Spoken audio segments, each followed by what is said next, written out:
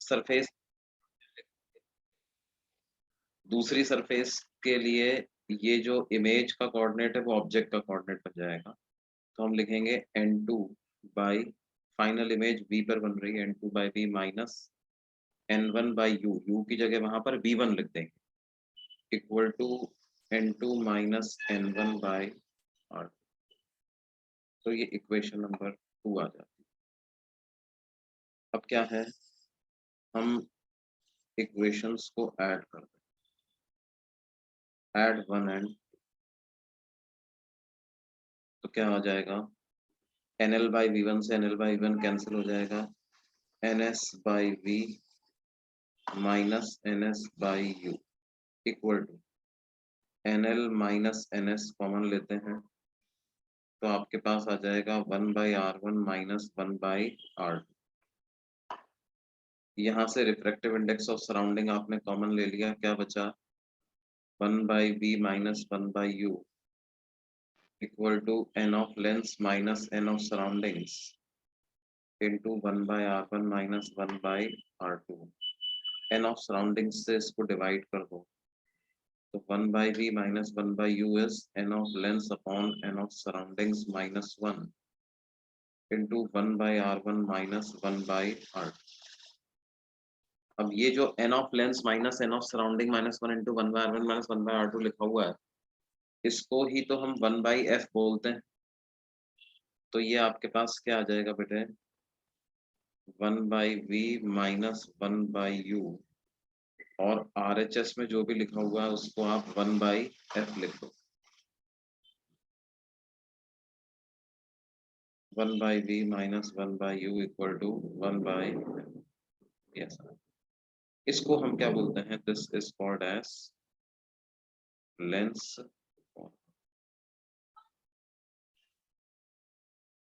this is called as lens form, where what is 1 by f, 1 by f is of course n of lens upon n of surroundings minus 1 into 1 by r1 minus 1 by r2। ये 1 by f की value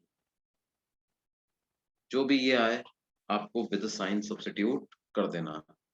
और ये बात जरूर ध्यान रखना है कि f जो है वो पॉजिटिव होगा फॉर कन्वर्जिंग लेंस, और इसकी वैल्यू कैसी होगी, नेगेटिव होगी for diverging, positive for converging, negative for diverging. Generally convex converging होते हैं, कॉनकेव डाइवर्जिंग होते हैं, लेकिन कॉन्वेक्स लेंस को आप डेंसर मीडियम में रख दोगे तो वो कन्वर्जिंग से डाइवर्जिंग बन जाएगा। कॉनकेव लेंस को डेंसर मीडियम में रख दोगे तो वो डाइवर्जिंग से कन्वर्जिंग बन जाएगा, है ना। पॉजिटिव नेगेटिव जो है वो कॉन्वेक्स कॉनकेव के हिसाब से डिसाइड नहीं होता है, कन्वर्जिंग और डाइवर्जिंग के हिसाब से डिसाइड होता है।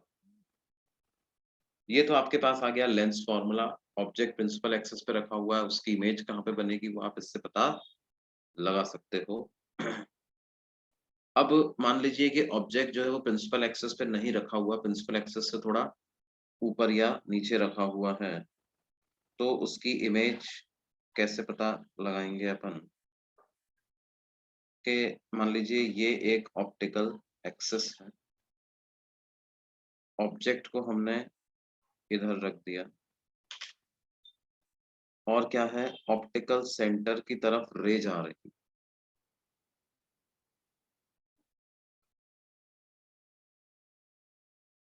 रे इज गोइंग टुवर्ड्स ऑप्टिक। तो जो रे ऑप्टिकल सेंटर की तरफ जाती है वो सीधी निकल जाती है ना। अब because this is one of the refracted rays, तो क्या हम बोल सकते हैं बेटे कि इमेज इसी रे पे बननी चाहिए, हाँ, इमेज जो है वो इसी रे पर बननी चाहिए। कभी कहीं भी बना लो आप उसको, मान लो यहाँ बना देते हैं, ठीक है। अब एक बात क्लियर है कि अगर इमेज राइट साइड पे बनी तो वो रियल कहलाएगी, और लेफ्ट साइड पे बनी तो वो वर्चुअल कहलाएगी। रियल इमेज बनेगी तो वो इन्वर्टेड बनेगी, और अगर वर्चुअल इमेज बनी तो वो इरेक्ट बनेगी, है ना। तो इस केस में मान लेते हैं अगर इमेज यहाँ बन रही है इसकी इस वाले पॉइंट पर, तो ये कैसी है, ये एक आपकी क्या है, रियल इमेज कहलाएगी, है ना। अब बात क्या है बेटे कि देखो ये जो है इसको अपन height of object from principal axis से मान सकते हैं, और इसको क्या मान सकते हैं, height of image from principal axis. ये क्या है, distance of object from pole, और ये क्या है, distance of image from pole. इसको आप मॉड यू बोल सकते हो और इसको मॉड वी बोल सकते हो। क्या आ जाएगा, height of image divided by mod you, ये इस एंगल का tan थीटा है, और यही एंगल इधर भी बन रहा है, तो आप राइट साइड वाले ट्राइंगल के हिसाब से क्या लिख सकते हो इसको, सॉरी एलएचएस में क्या आएगा, हाइट ऑफ ऑब्जेक्ट, और आरएचएस में आ जाएगा height of image upon mod we. तो इसका मतलब height of image upon height of object का रेशियो क्या आ गया बेटे, mod we by mod you, है ना। लेकिन एक बात ध्यान दो कि ये क्या है, अ, इस पर्टिकुलर केस के लिए u नेगेटिव है और v पॉजिटिव, v पॉजिटिव है u नेगेटिव है, तो इन्वर्टेड इमेज बन रही है। तो हम जो मैग्निफिकेशन का फॉर्मूला बनाएंगे बेटे वो क्या बनाएंगे, v बाई यू, है ना। मैग्निफिकेशन अगर नेगेटिव आ रहा है इसका मतलब इन्वर्टेड इमेज, इन्वर्टेड इमेज का मतलब क्या है, that is image and object lie on different sides of principal axis।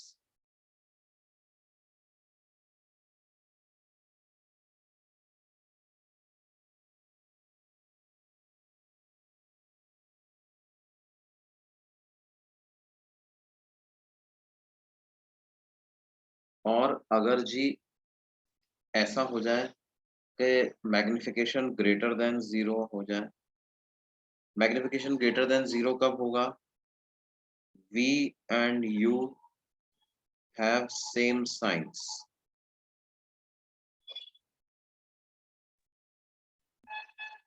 Same sign से हमारा मतलब क्या है, आइदर बोथ पॉजिटिव और बोथ नेगेटिव,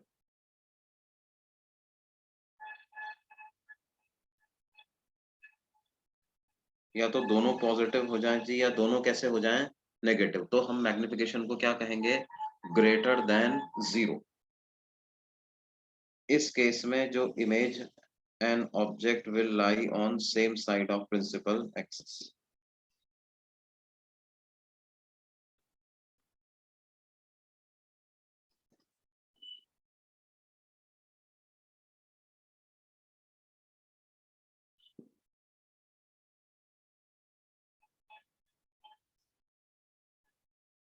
है ना, and the image formed is said to be erect image।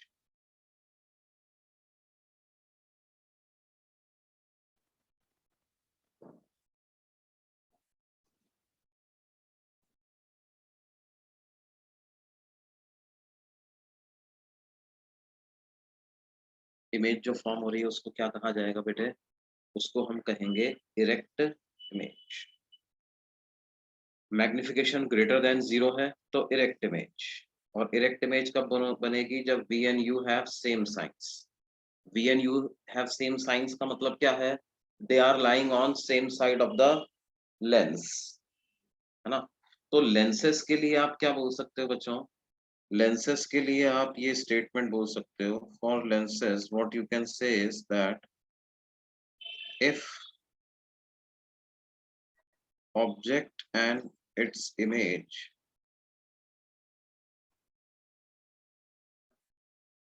lie on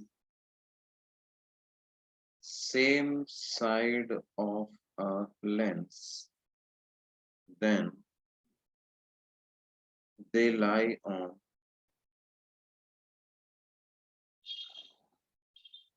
opposite sides of optical axis, और इसका converse is also true if object and its image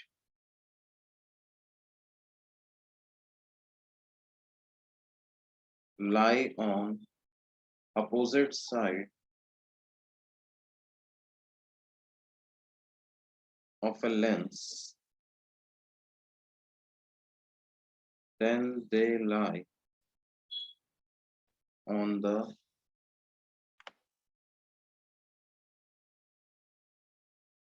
ये मैंने उल्टा लिखा है, then they lie on same sides of optical axis. As object and image lie on opposite sides of a lens, then they lie on the opposite sides of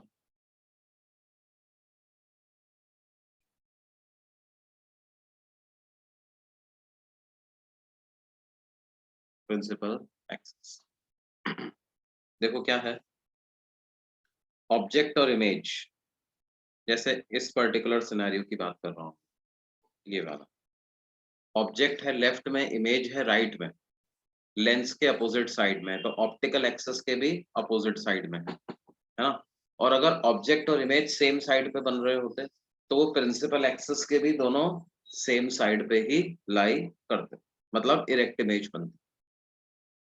या हम इसी statement को घुमा फिरा करके ऐसे भी बोल सकते हैं कि real image of real object,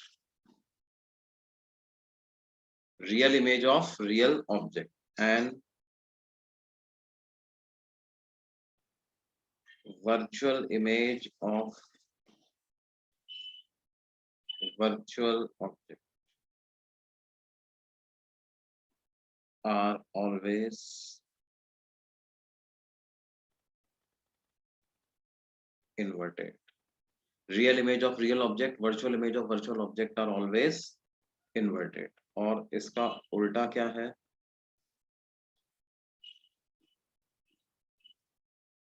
virtual image of real object and real image of virtual object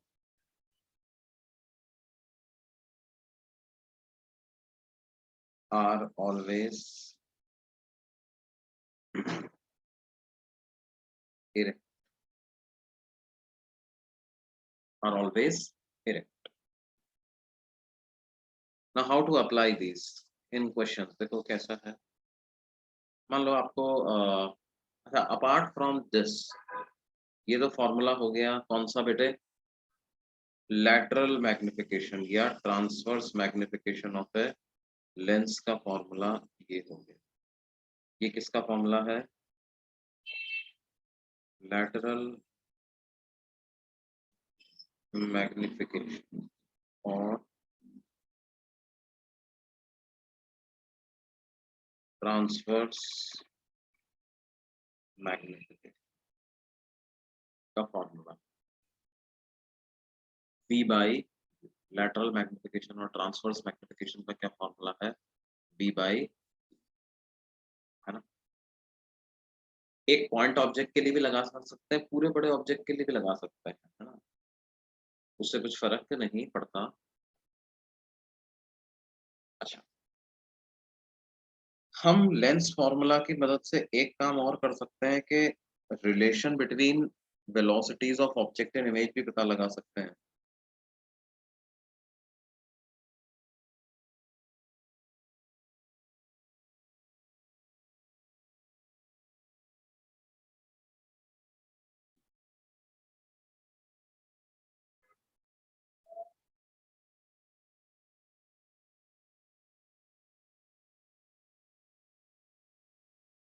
relation between object velocity and image velocity, तो 1/v minus 1/u equal to 1/f ऐसा लिखा हुआ है। इस इक्वेशन को टाइम के respect में differentiate अगर हम कर देते हैं तो -1/v² dv/dt plus 1/u² du/dt, ये बराबर होना चाहिए किसके, 0 के। तो आ जाएगा 1/u² du/dt is equal to 1/v² dv/dt. That means dv/dt is equal to v²/u² into du/.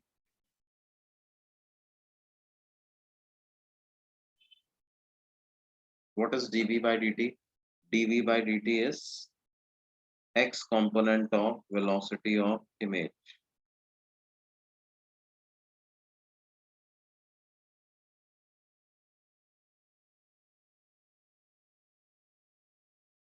du/dt क्या है?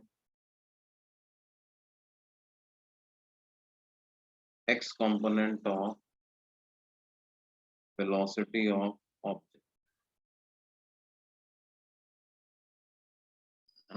dv/dt is v²/u² multiplied by du/dt, है ना? ये जो फॉर्मूला है dv/dt equal to v²/u² into du/dt, इस फॉर्मूला को क्या है आप ऐसे भी लिख सकते हो, dv is equal to v²/u² multiplied by du, जहां पर dv क्या बता रहा है आपको, du और dv बेसिकली क्या है, du क्या है, small change in x coordinate of object, and dv क्या है, corresponding small change in x coordinate of image. Object के x कोऑर्डिनेट में थोड़ा सा चेंज किया, वो चेंज करने से इमेज के x कोऑर्डिनेट में कितना करस्पॉन्डिंग चेंज आया, दैट इज dv. हाँ बेटे प्रीवियस पेज देखा।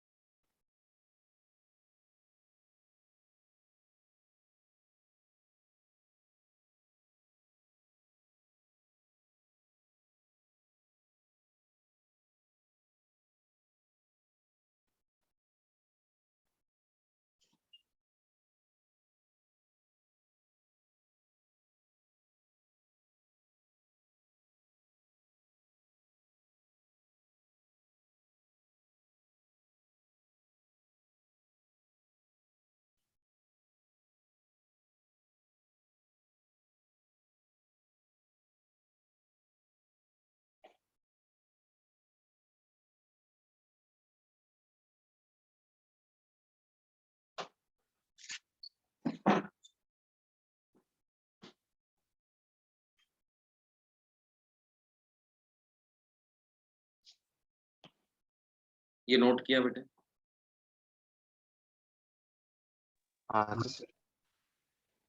ये आपके पास इतना आ जाता है ना?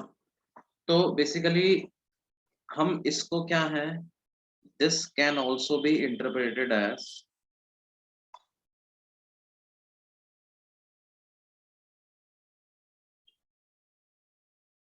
small size of image along optical axis, और ये क्या है, small size of image object along principal.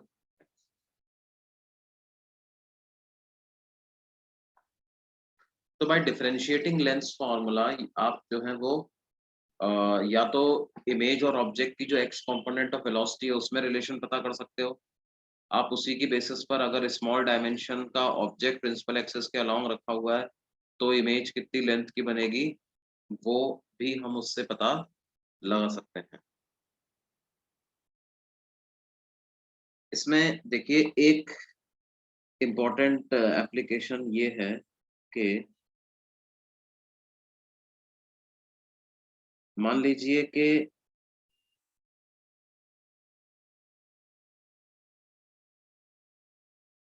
एक लेंस है जिसकी फोकल लेंथ f है और इस पर क्या है, पैरेलल रेज हमने इंसिडेंट करी है जो कि प्रिंसिपल एक्सिस के साथ कितना एंगल बना रही हैं, थीटा एंगल बना रही हैं। अब हमें पता करना है कि ये रेस लेंस से निकलने के बाद किस पॉइंट पे इंटरसेक्ट करें। तो क्या हम ऐसा इमेजिनेशन कर सकते हैं कि ये जो रेस तैयार हुई है ये एक्चुअल में एक पॉइंट सोर्स से ही आ रही होंगी जो कि प्रिंसिपल एक्सिस के ऊपर रखा हुआ है और इनफाइनाइट डिस्टेंस पे रखा हुआ है। Can we say that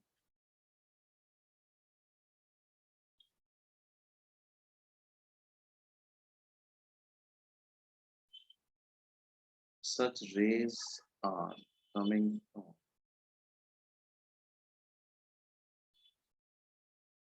a point source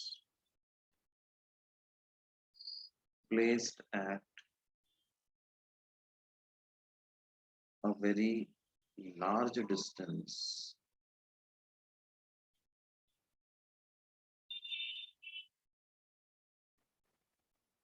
from the lens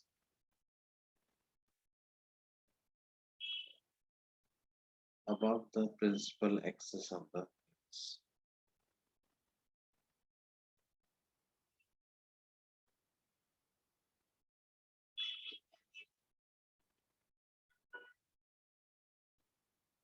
Above the principal axis of the lens.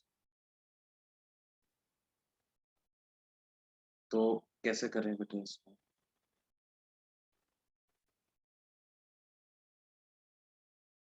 भाई देखो ऐसा कैसे, आप ऐसे कल्पना करो कि साहब ये लेंस है और क्या है,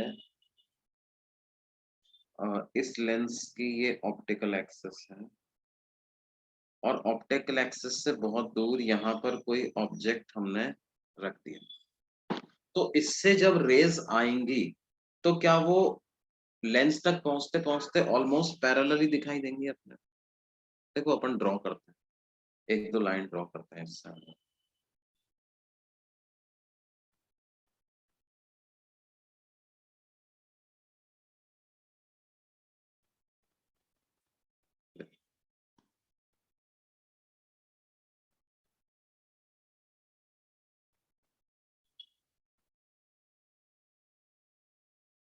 एक रे ऐसी, एक और रे बनाते हैं,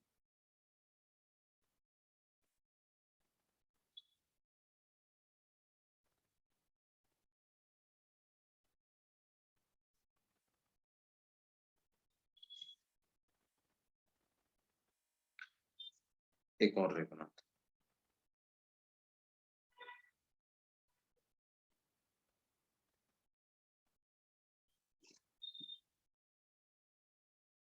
अब आप देखिए कि अगर हम सिर्फ इतने पार्ट पे कंसंट्रेट करें, if we concentrate on just the this part of these rays, तो क्या ये हमको ऐसा लगेगा कि एज इफ ये पैरेलल रेज चली आ रही है? हाँ, प्रिंसिपल एक्सिस के साथ कुछ एंगल बना रही हैं ये रे।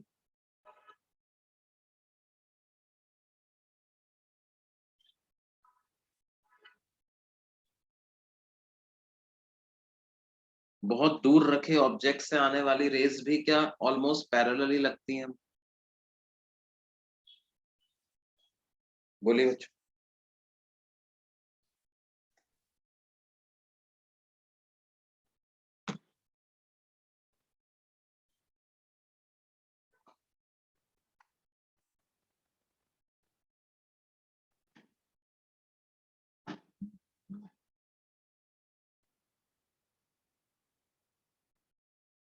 हाँ भाई, ये चीज समझ में आ रही है? हाँ सर। तो अगर ऐसा है तो बेसिकली हम क्या कर सकते हैं, ये पैरेलल रेज जो लेंस पे गिर रही हैं, हम मान सकते हैं कि ये एक बहुत लार्ज डिस्टेंस पे रखे हुए पॉइंट ऑब्जेक्ट से ही आ रहे हैं। उस डिस्टेंस को आप इन्फिनिटी को अप्रोच करा दो, है ना। मान लेते हैं कि there is a point object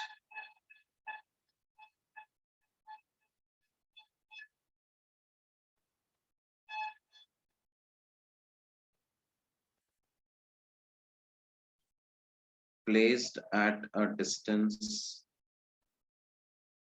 d from the lens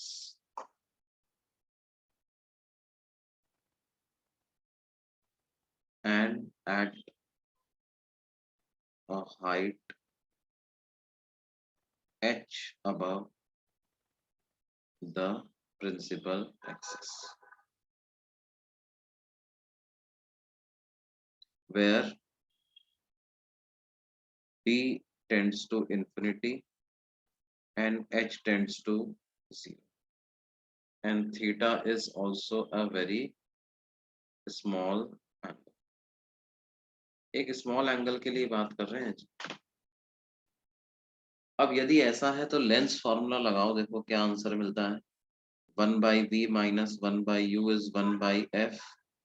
तो आपने u को रख देना है कितना, -d equal to 1/f।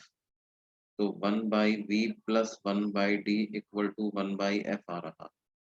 Now as d approaches infinity, क्या मैं बोल सकता हूँ 1/v approximately becomes equal to 1/f, या हम बोल सकते हैं कि v बिकम्स इक्वल टू कितना, f, v f के बराबर आ जाए। ठीक है। और रही बात मैग्निफिकेशन की, तो मैग्निफिकेशन को मैं लिख दूंगा v/u। v क्या है, f हो गया, u कितना हो गया, -d हो गया। तो ये मैग्निफिकेशन इतना आ गया। नेगेटिव आ रहा है, इसका मतलब क्या है, इन्वर्टेड इमेज बन रही है। ऑब्जेक्ट प्रिंसिपल एक्सिस के ऊपर था तो इमेज प्रिंसिपल एक्सिस के नीचे बनेगी। नेगेटिव साइन क्या बताता है, इमेज फॉर्म्स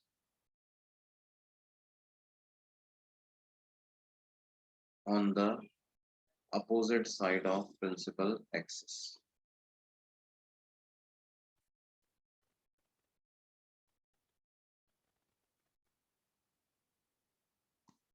इसका मतलब इस केस में नीचे इमेज बनेगी, ऑब्जेक्ट ऊपर था, इमेज किधर बनेगी, नीचे। और अगर आपको हाइट ऑफ इमेज और हाइट ऑफ ऑब्जेक्ट का रेशो जानना है तो उसके लिए तो मैग्नीट्यूड ऑफ मैग्निफिकेशन ले लेना है आपको, तो वो f/d के बराबर आ जाएगा। ऑब्जेक्ट की हाइट क्या थी बेटे, h थी, तो हाइट ऑफ इमेज क्या हो जाएगी, f into H divided by D. ये ऐसा हो जाएगा, f into H divided by D. और h/d को क्या लिख सकते हैं अभी, h/d को क्या लिख सकते हैं, क्या h/d को हम यही एंगल थीटा लिख सकते हैं क्या, h/d ही तो ये एंगल थीटा है। तो इसका मतलब हाइट ऑफ इमेज क्या आ गई जी, f थीटा आ गई। इमेज प्रिंसिपल एक्सिस से f थीटा डिस्टेंस नीचे बन रही है और उसका x कोऑर्डिनेट क्या आ रहा है, इमेज का x कोऑर्डिनेट लेंस के फोकस के बराबर। इमेज का x कोऑर्डिनेट आ रहा है लेंस के फोकस के बराबर। इमेज का x कोऑर्डिनेट आ रहा है लेंस के फोकस के बराबर, और वो f थीटा डिस्टेंस नीचे फॉर्म हो रही है। ये यहाँ पर इमेज फॉर्म, इसका एक्स कोऑर्डिनेट आ रहा है फोकस के बराबर और वो एफ थीटा डिस्टेंस नीचे फॉर्म हो गया। क्या ये बात समझ में आती? तो ये हमें ध्यान रखना है भाई कि अगर लेंस पर प्रिंसिपल एक्सिस के पैरेलल रेज हमने इंसिडेंट करी है तो रिफ्लेक्शन के बाद फोकल प्लेन में फोकस से एफ थीटा डिस्टेंस नीचे करता है। अच्छा, ये नीचे का कोई मतलब वो नहीं है कि ये यूनिवर्सल सत्य हो गया साहब के नीचे ही आएंगे। डिपेंड करता है, यदि रेस इस तरह की हो तो क्या होगा, वो प्रिंसिपल एक्सिस के ऊपर फाइनली कट करेगा।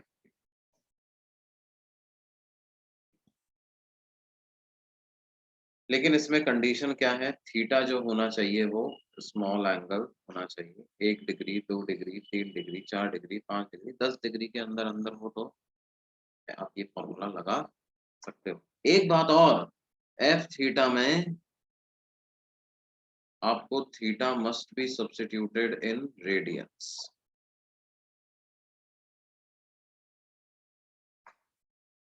थीटा रेडियन में ही होना चाहिए भाई, ये नहीं डिग्री में दिया तो डिग्री में ही उसको हमने सब्स्टिट्यूट कर दिया।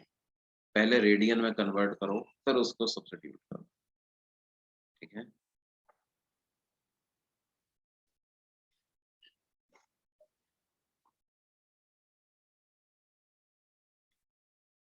अब देखो कुछ क्वेश्चंस पे आते हैं अपन। हमसे कहा जाए साहब एक हमारे पास कन्वर्जिंग लेंस है और एक डाइवर्जिंग लेंस,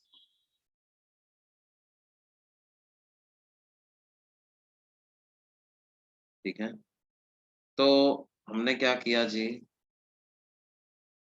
इनकी ऑप्टिकल एक्सिस कोइंसाइड करती, optical axis of the two lenses they coincide.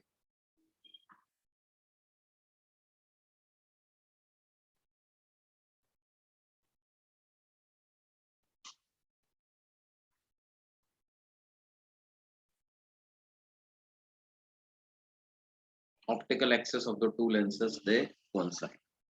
और हमें दिया हुआ है लेंस वन कन्वर्जिंग टाइप का है और लेंस टू जो है वो डाइवर्जिंग टाइप का है। लेंस वन की फोकल लेंथ है कितना, 20 सेंटीमीटर और लेंस टू की फोकल लेंथ है कितना, 30 सेंटीमीटर, ठीक है। इन दोनों के बीच की डिस्टेंस हमने रखी हुई है जी कितनी, 10 centimetre. Parallel beam of light आता है और पहले वाले लेंस पे टकराता है। तो हमें पता करना है जी, क्या पता करना है, find the position of the final image form.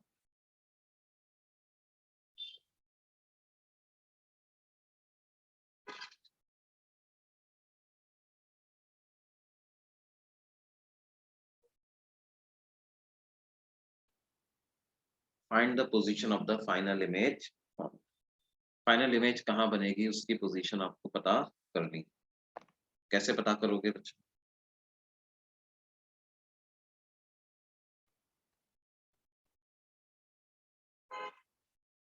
देखो पहला लेंस जो है वो तो इमेज अपने फोकस पे बना देगा, मतलब लेंस से 20 सेंटीमीटर आगे बना देगा। तो पहले लेंस ने तो इमेज कहाँ पे बना दी, खुद से 20 सेंटीमीटर आगे।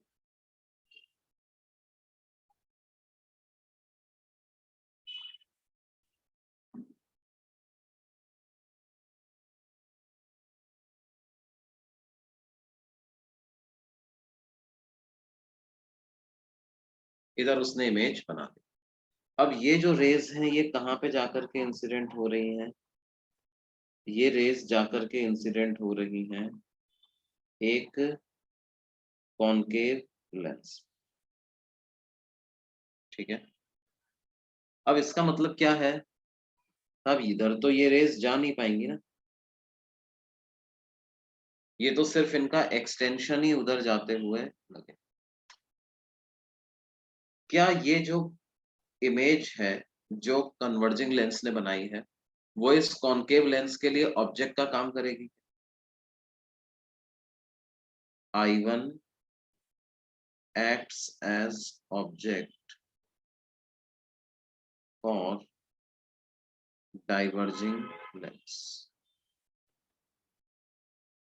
I1 जो है वो डाइवर्जिंग लेंस के लिए ऑब्जेक्ट का काम करेगा। ये पूरी डिस्टेंस 20 है, ये वाली डिस्टेंस 10 सेंटीमीटर दी हुई है, तो जो डिस्टेंस बच गई क्या वो भी 10 सेंटीमीटर ही आ जाएगी? जो डिस्टेंस बच गई वो भी कितनी आ जाएगी? 10 सेंटीमीटर ही ये डिस्टेंस भी आ जाएगी।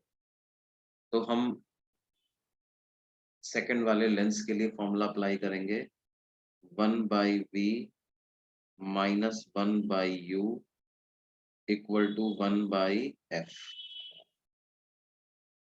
तो v तो हमें पता करना है, u की वैल्यू को लिख देंगे +10। साइन कन्वेंशन क्या होगा बेटे, राइट साइड ही पॉजिटिव कहलाएगी क्योंकि इंसिडेंट रेज राइट में ही जा रही हैं, लेफ्ट साइड नेगेटिव कहलाएगी, इक्वल टू 1/f। तो f की वैल्यू को क्या लिख देंगे बच्चों, f की वैल्यू को लिख देंगे -20। तो 1/v की वैल्यू आ जाएगी 1/10 -1/20, है ना। तो बेसिकली यहाँ से 20 एलसीएम आता है 2 - 1, तो v को 20 सेंटीमीटर लिख सकते हैं। सर एफ 30 है ना। अच्छा, f उसका कितना दिया हुआ है, 30 दिया, तो f को क्या लिखेंगे बेटे, -30 लिखो उसको। f को लिखेंगे जी कितना, माइनस, तो ये आ जाएगा 1/10 -1/30। 30 हम ले लेते हैं एलसीएम, 10 3 30, 1।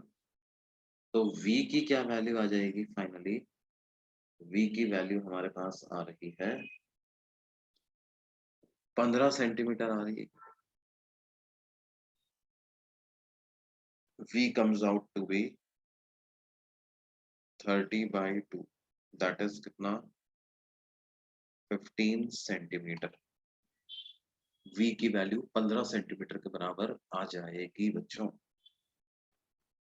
क्या ये चीज समझ में आती है?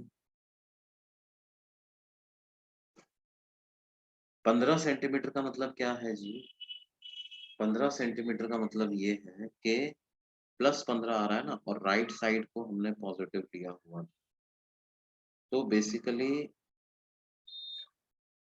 इधर पे ही 15 सेंटीमीटर।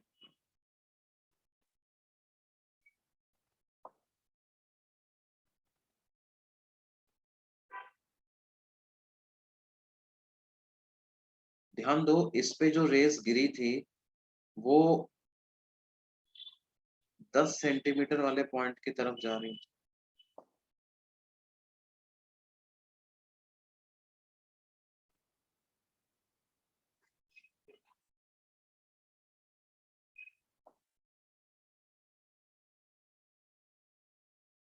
10 सेंटीमीटर वाले पॉइंट की तरफ, है ना।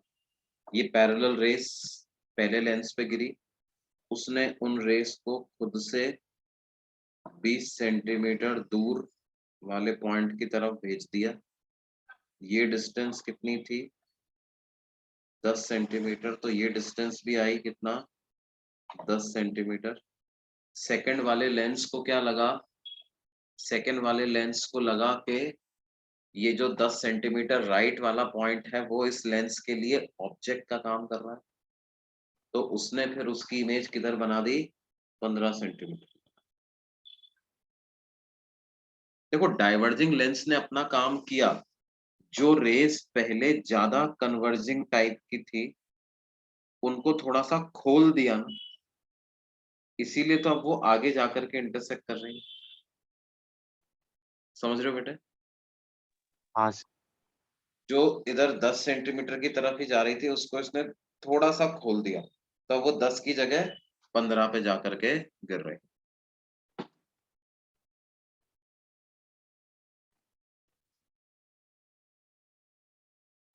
ओके, तो और इसमें सवाल करते हैं। मान लो हमें कहा जाए क्या कि एक कन्वर्जिंग लेंस है, कन्वर्जिंग लेंस का सिंबल ऐसा भी होता है, इसकी फोकल लेंथ 30 सेंटीमीटर है और एक डाइवर्जिंग लेंस है, उसकी फोकल लेंथ जो है वो 24 centimetre.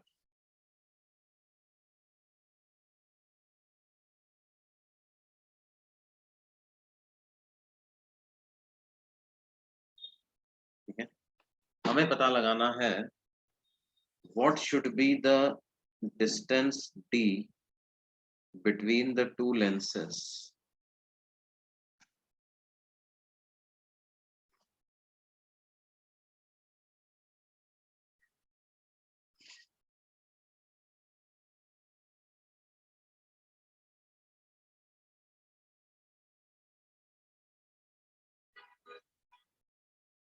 so that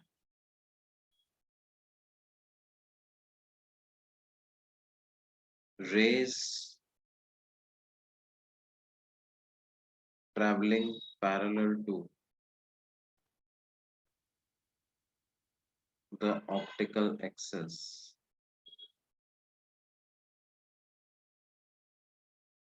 when incident on the converging lens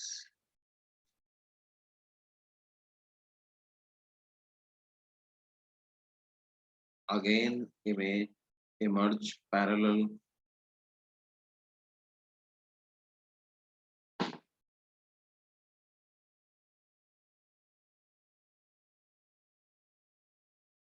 after refraction from both the lenses.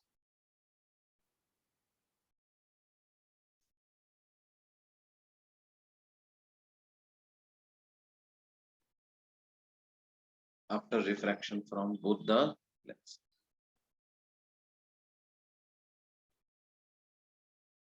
Sir 6 है क्या? हाँ बेटे, 6 है क्या आंसर? यस 6, बिल्कुल सही बात है, 6 है आंसर।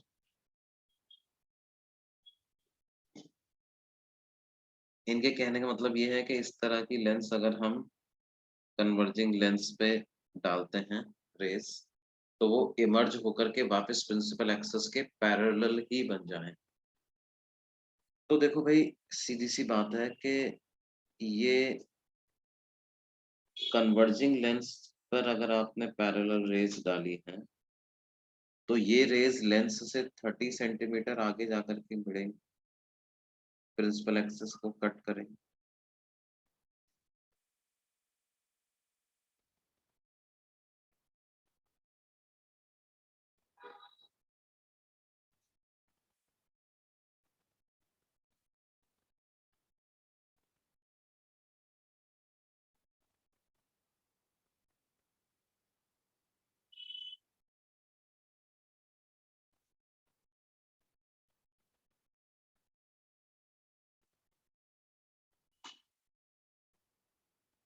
क्या ये 30 सेंटीमीटर पे जाकर के?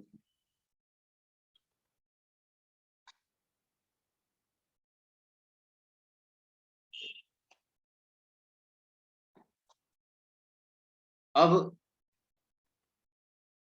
बीच में आएगा एक क्या, डाइवर्जिंग लेंस।